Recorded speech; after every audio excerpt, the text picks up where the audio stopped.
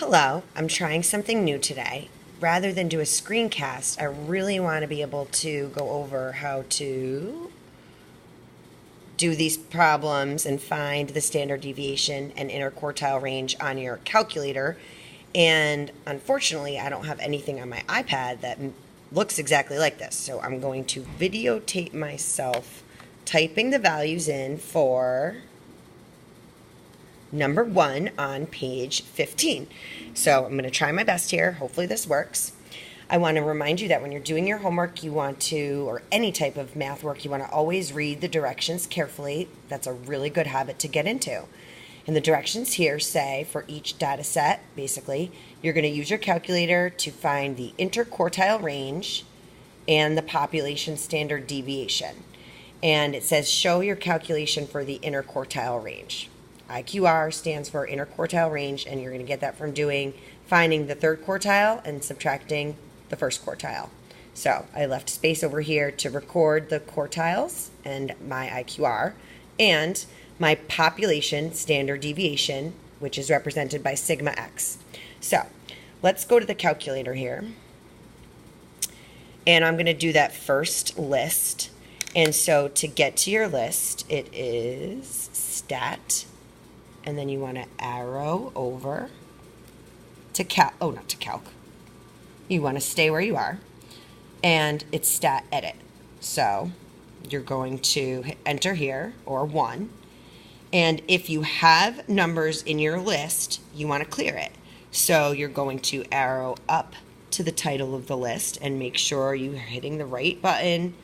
Clear. Enter. And now let's enter these values here. So let me try to do this carefully. 4, 6, 8, 10, 15, 19, 22, 25. All right, got all my values in. Now I want stat calc. Stat edit is where you put the information. Stat calc is where you get back the calculations. So go back to your stat button, arrow over to calc, and I said it was choice 1 variable statistics. You can hit enter or 1. Check to make sure you have the right list. We did enter those values into list 1, so I want it to say L1. Reminder, if you need to change the name of the list, it's the second button and go to the number of the list. So if you wanted it to say L1, it would be second 1. If you wanted it to say L2, you would do second 2. L3, L4, L5, and so on. Okay, but we're good here. So we're good here, so I'm just going to enter, enter, enter, enter, enter, enter, and there are my 1 variable stats. X bar, they didn't ask us to find this, but I know some of us are getting confused by the notation. X bar just means mean. They didn't ask for it, but that's the mean. Don't worry about that guy. Don't worry about that guy. This is the sample standard deviation, and we don't often use that. One we use the most is the population standard deviation. Sigma x, round it to the nearest, check where they want to round to, 10th. So, who is in the 10th place? The 2.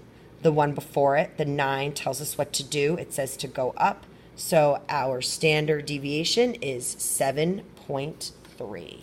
Let's see if I can write and record at the same time. 7.3. Okay, now to get your quartiles, you have to scroll down to get to the next page of your 1 variable stats. Notice you have your 5-number summary for your box plot if you needed min, Q1, median, Q3, max. But right now we're just interested in Q3, 20.5, minus Q1, which was 7.